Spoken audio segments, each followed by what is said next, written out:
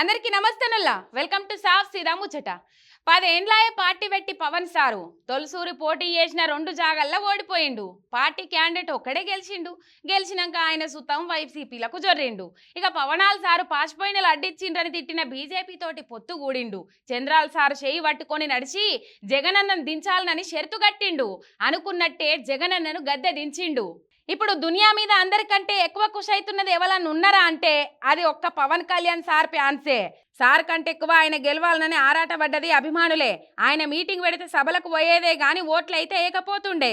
కానీ ఈసారి పరిస్థితి మారింది. జనసేన హవా కనిపించింది. పవనాల్ సారు ఆశలు ఫలించినాయి. కూటమిని అధికారంలోకి తెచ్చేందుకు పవనాల్ సారు కట్టిన పొత్తులు పనికొచ్చినాయి. ఆంధ్రాలో ఇప్పుడు తెలుగుదేశం పవర్లకు వచ్చిందంటే పక్కా పవన్ సార్ కృషి అని చెప్పాలి. కాపుల ఓట్లను టీడీపీకి మళ్లిచ్చుట్లయినా జగన్ వ్యతిరేక ఓటును టీడీపీ వ్యతిరేక ఓటును కూటమి దిక్కు మలుపుట్లనైనా పవన్ సారే ముఖ్య కారణం. ఆయనను చూసే సైకిల్కు ఓట్లేసిరు కానీ ఇంకేది కాదన్నది సుస్పష్టం. చంద్రాల్ సార్ సంగతి తెలిసినా కూడా పవనాలు నమ్మే కూటమికి అధికారం అప్పచెప్పిండ్రు జనం అనుట్లా ఎసొంటి సందేహం లేదు.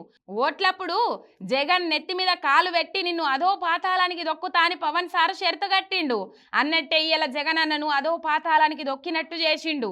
20 సీట్లు కూడా వైసీపీకి రాకుండా మట్టి గర్పించిండు.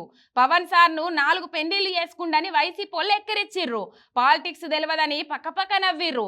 ఇప్పుడు అలా పంకరెక్కలను పీకే సారే ఇరగొట్టింది చూసి ఏడుపై మిగిలింది వాళ్లకు. మొత్తానికైతే ఆ దెబ్బతోటి పవనాల్ సార్ ఫ్యాన్స్ అయితే ఫుల్ హ్యాపీ.